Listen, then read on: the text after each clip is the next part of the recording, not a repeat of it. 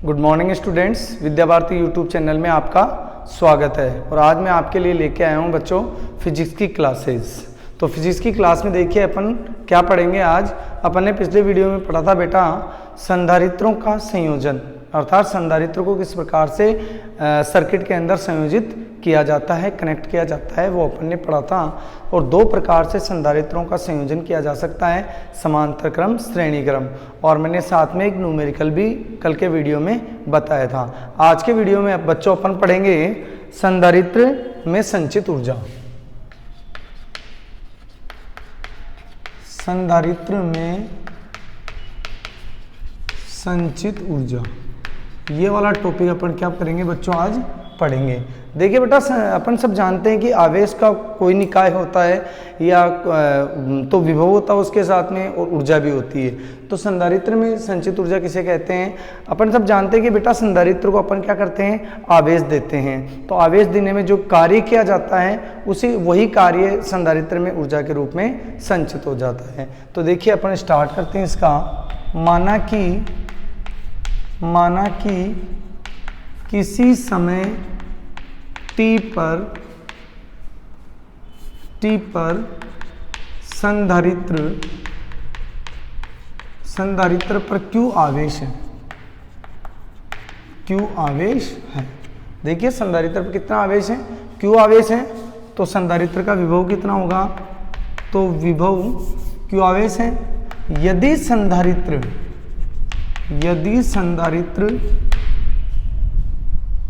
की धारिता, यदि संधारित्र की धारिता C हो तो विभव कितना होगा, तो विभव हो जाएगा बच्चों अपना V equal to Q upon C। ये आ गया इक्वेशन नंबर फर्स्ट। मैंने आपको बताया बच्चों कि किसी संधारित्र को आवेशित करने में जो कार्य किया जाता है वह ऊर्जा के रूप में संचित हो जाता है। तो देखिए बच्चों अपन कैसे उसकी ऊर्जा निकालेंगे।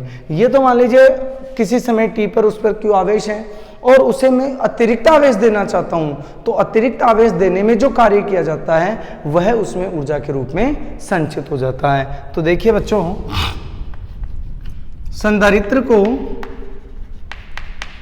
संधारित्र को dq अतिरिक्त आवेश देने में कृत कार्य कितना हो जाएगा। देखिए बेटा मैंने छोटा सा आवेश दिया है तो कार्य भी कितना हो जाएगा, छोटा सा। और बच्चों अपन ने लेसन नंबर 3 में पढ़ा था V इक्वल टू होता है W अपॉन Q।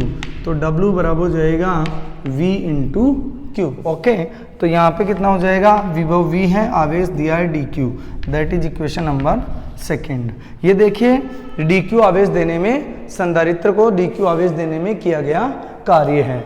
अब बच्चों अपन थोड़ा सा इसके आगे चलते हैं। आगे क्या है देखिए बच्चों, समीकरण 1 को 2 में रखने पर dw बराबर आ गया, कितना आएगा, q upon c dq। Okay students, अब मान लीजिए मैं संधारित्र को 0 से q आवेश देने में, 0 से q आवेश तक क्या करता हूँ, आवेशित करता हूँ।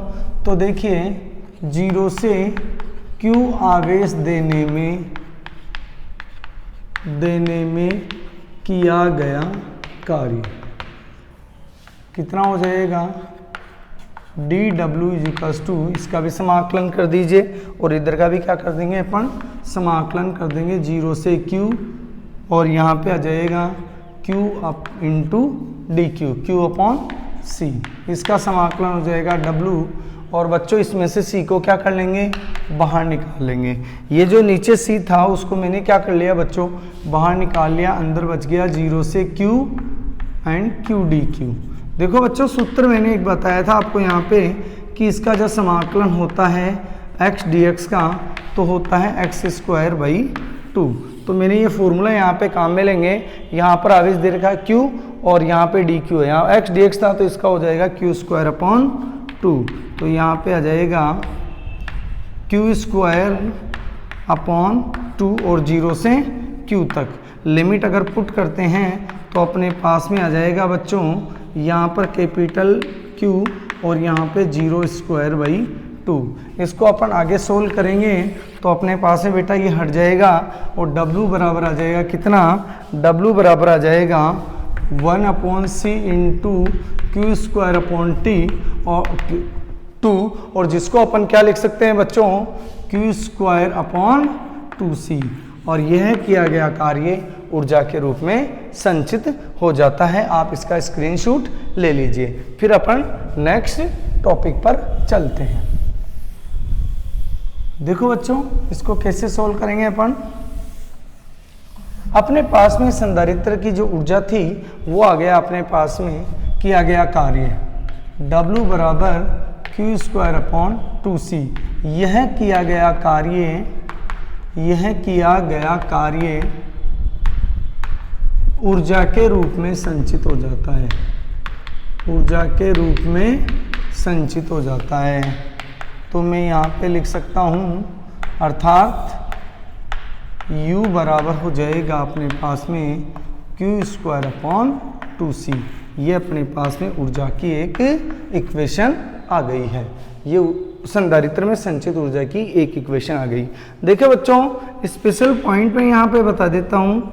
स्पेशल पॉइंट क्या है अपना, स्पेशल पॉइंट है अपना, यहाँ पे मान लीजिए अपन जानते हैं, सब जानते हैं कि C बराबर होता है Q/V। ओके स्टूडेंट, तो यहाँ मैं C की वैल्यू पुट कर देता हूँ तो अपने पास में आ जाएगा कितना, आ जाएगा यहाँ पे U बराबर आ जाएगा, C की वैल्यू पुट कर देंगे यहाँ पे Q² अपनी जगह पर और 2Q/V। Q से Q कैंसिल हो जाएगा और U बराबर आ जाएगा C, ये ऊपर चल जाएगा तो अपने पास में बच जाएगा QV/2, और जिसको मैं लिख सकता हूँ 1/2 QV। ये भी क्या है, ऊर्जा का ही सूत्र है इन द अदर फॉर्म। ये अपन ने अदर फॉर्म के अंदर क्या निकाल लिया, ऊर्जा का एक सूत्र निकाल लिया। ओके बच्चों, अब देखिए ये तो मैंने Q की वैल्यू पुट कर दी, यानी कि संधारित्र में संचित ऊर्जा जो है वो Q और V के टर्म्स में आ गई। अब दूसरा स्पेशल पॉइंट क्या है, दूसरा स्पेशल पॉइंट है कि अपन जानते हैं यहाँ पर C की वैल्यू पुट कर दें। C इक्वल्स टू क्या होता है, Q/V। देखिए C बराबर Q/V और Q बराबर कितना आ जाएगा, यहाँ पे C की वैल्यू तो यहाँ पे पुट कर चुके हैं अपन, C बराबर होता है Q/V। अब मैं क्या करता हूँ बच्चा, Q की वैल्यू पुट कर देता हूँ तो Q बराबर हो जाएगा CV। अब मैं यहाँ पे क्या कर दूँ, C की वैल्यू यहाँ पे वो Q की वैल्यू पुट कर देता हूँ तो U बराबर इस Q की जगह क्या लिख सकता हूँ, Q = लिख सकता हूँ CV। तो देखिए CV इसका ²/2c, और इसको मैं सॉल्व करूँगा तो क्या आ जाएगा अपने पास में C²V²/2c। इससे ये कैंसिल हो जाएगा तो अपने पास में ऊर्जा आ गई बच्चों CV²/2, और इसको मैं लिख सकता हूँ U बराबर 1/2 CV²।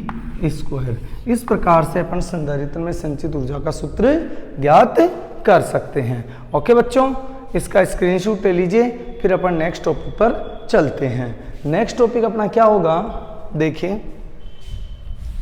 मैं कुछ इसके बारे में पहले और बात बता देता हूँ, आपने स्क्रीनशॉट ले लिया हो तो बहुत ही इम्पोर्टेंट बात है। यहाँ पे जो मैंने 3 फॉर्मूला निकाला है उस फॉर्मूले को अपन क्या kरेंगे, यहाँ पे यूज लेंगे। तो देखिए कैसे यूज लेंगे, अर्थात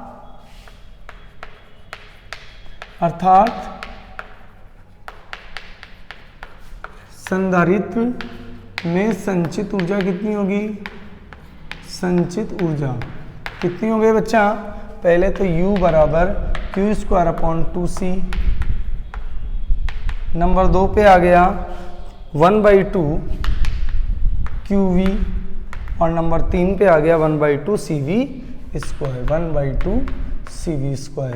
ये संधारित्र में संचित ऊर्जा का फॉर्मूला है, इसका भी आप स्क्रीनशॉट ले लीजिए।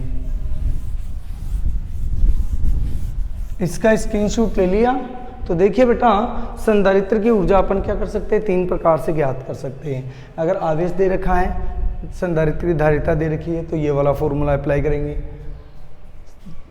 आवेश दे रखा है, विभव दे रखा है, तो ये वाला फॉर्मूला अप्लाई करेंगे। और अगर मान लीजिए क्या दे दें, धारिता दे दें, विभव दे दें, तो ये वाला फॉर्मूला यूज करेंगे। तो देखिए क्वेश्चन यहाँ पे मैं लिख देता हूँ, किसी संधारित्र की धारिता कितनी है, 2 माइक्रो कूलम है, 2 माइक्रो फेरेड है, तथा प्लेट, इसकी प्रत्येक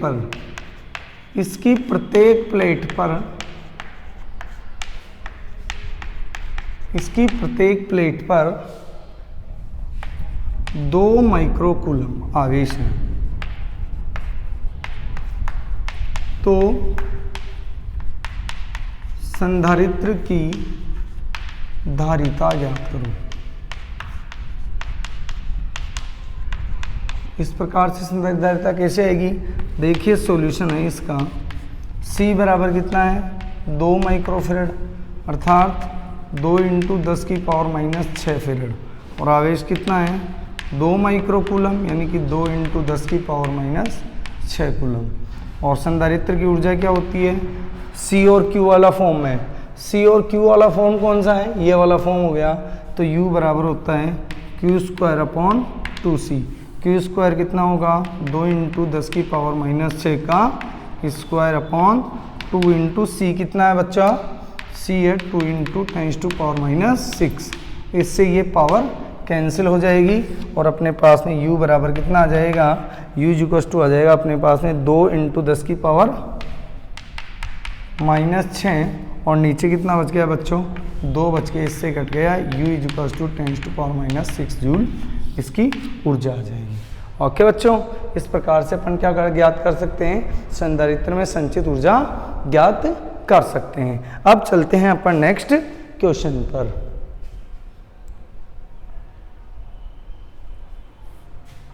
नेक्स्ट क्वेश्चन है, नेक्स्ट अपना जो टॉपिक है वो है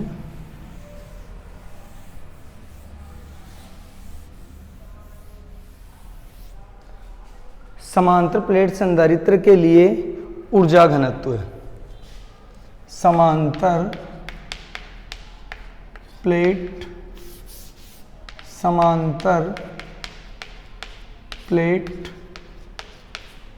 संधारित्र के लिए,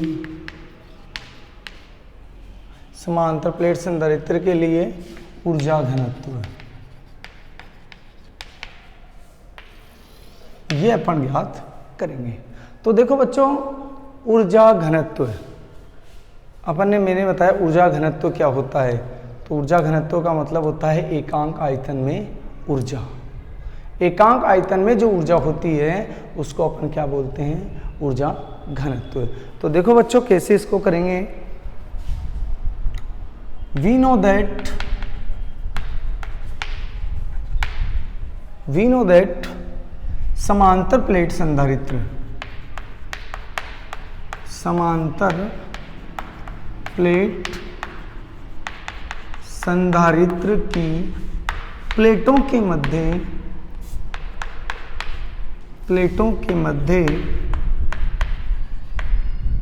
विद्युत क्षेत्र कितना होता है, प्लेटों के मध्य विद्युत क्षेत्र होता है बच्चों, मैंने आपको बताया था। अगर याद नहीं है तो मैं यहाँ पे लिख देता हूँ, अगर किसी को याद नहीं है तो वो कैसे लिखेंगे, E = σ/ε0। देखिए बेटा, संधारित्र की ये प्लेट है, इसको मैंने प्लस आवेश दे दिया और इसको मैंने माइनस आवेश दे दिया।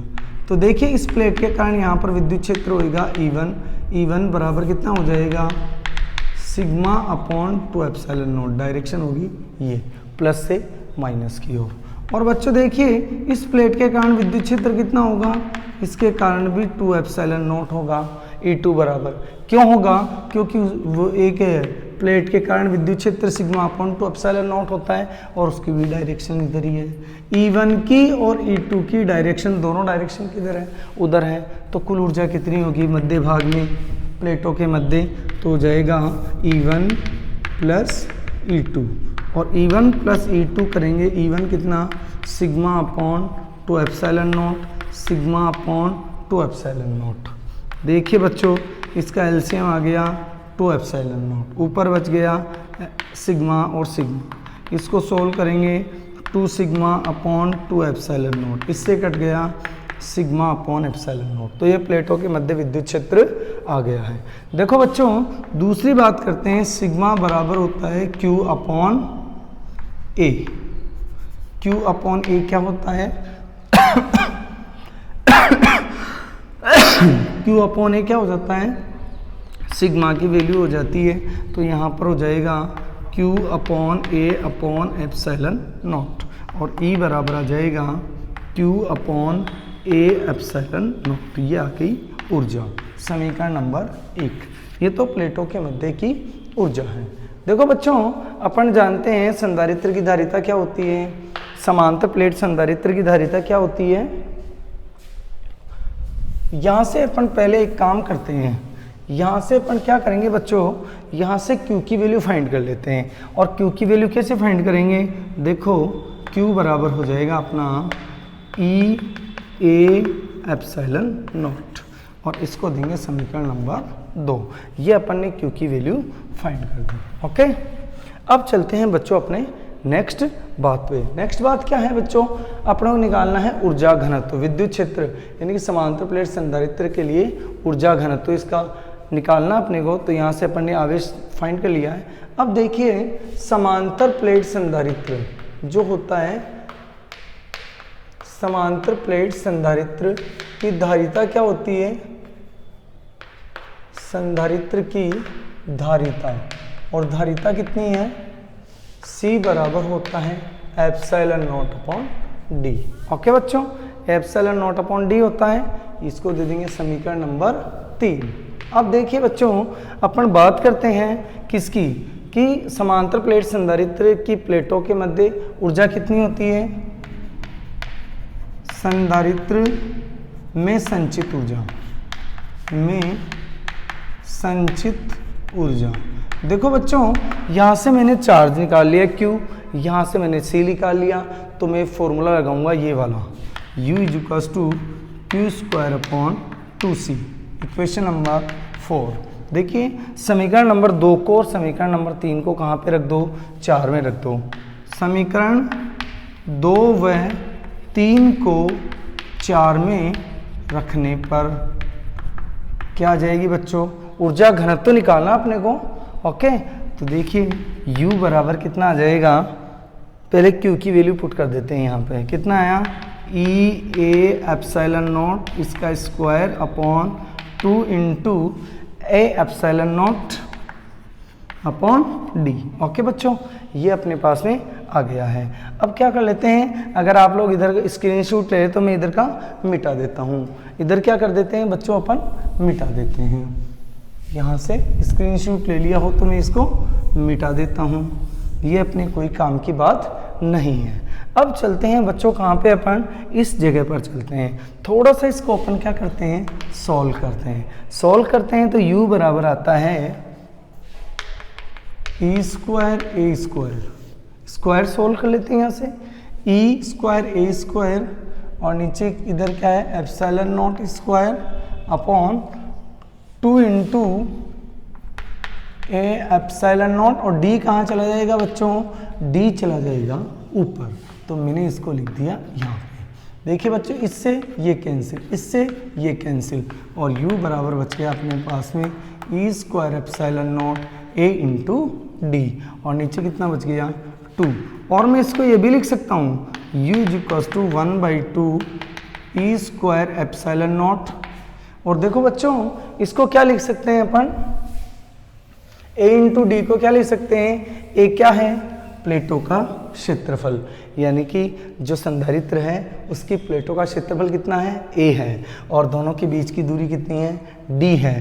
तो A इंटू डी बराबर आयतन, V आयतन। यानी कि कहने का मतलब हुआ क्षेत्रफल इनटू दूरी बराबर आयतन। ये मैंने आपको 11वीं क्लास में समझाया था। ओके बच्चों, तो मैं इसकी जगह क्या लिख सकता हूँ, इसकी जगह लिख सकता हूँ V, और V कौन सा, आयतन वाला। इसको विभव नहीं समझे कोई भी। ओके, और मैंने बताया था आपको ऊर्जा घनत्व फाइंड करना है, तो ऊर्जा घनत्व कैसे फाइंड करेंगे, इसको इधर ले आइए, तो ये आ गया V और इधर आ गया E²ε0, और इसको मैं बोल सकता हूँ ऊर्जा घनत्व बराबर स्मॉल u बोल सकता हूँ, और 1/2 E²ε0।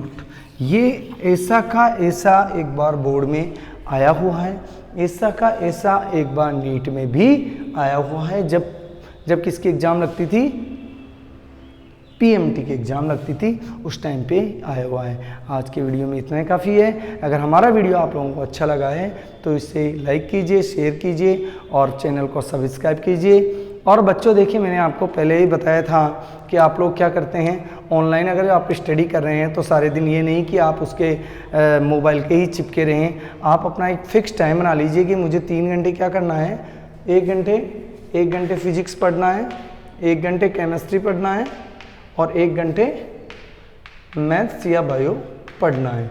इसके अलावा आप 3 घंटे ही अपने पास में क्या रखेंगे, मोबाइल को रखेंगे, उसके बाद में हटा देंगे। और बच्चों मैं एक और बात बता देता हूँ, चाहे आप किसी भी चैनल को सर्च कर रहे हैं, किसी भी चैनल पर पढ़ रहे हैं, तो एक टीचर से पढ़ें। आप जैसे फिजिक्स आप पढ़ना चाहते हैं तो एक ही टीचर से पढ़ें। अगर आप एक टॉपिक अगर आप यूट्यूब पे डालेंगे तो आपको खूब सारे टॉपिक दिखाई देंगे, तो आप सारा टाइम क्या कर देंगे, उसको देखने में ही वेस्ट कर देंगे। तो सिर्फ जैसे आप 8 बजे बैठ गए पढ़ने के लिए, 8 से 8:30, 8:30 से 9 और 9 से 9:30, बस इतना ही पढ़ना है। हाफ एन आवर, यानी कि आधा घंटे का वीडियो बना हुआ है, वो आपको पढ़ना है। और जस्ट 8 से 8:30, 8:30 से 9 और 9 से 9:30, 9:30 बजे बाद में आप मोबाइल को दूर कर दीजिए, सेल्फ स्टडी कीजिए, नहीं तो आपको कुछ भी नहीं आएगा। नोट्स उतारिए और पढ़ते रहिए। Okay, thank you, have a nice day.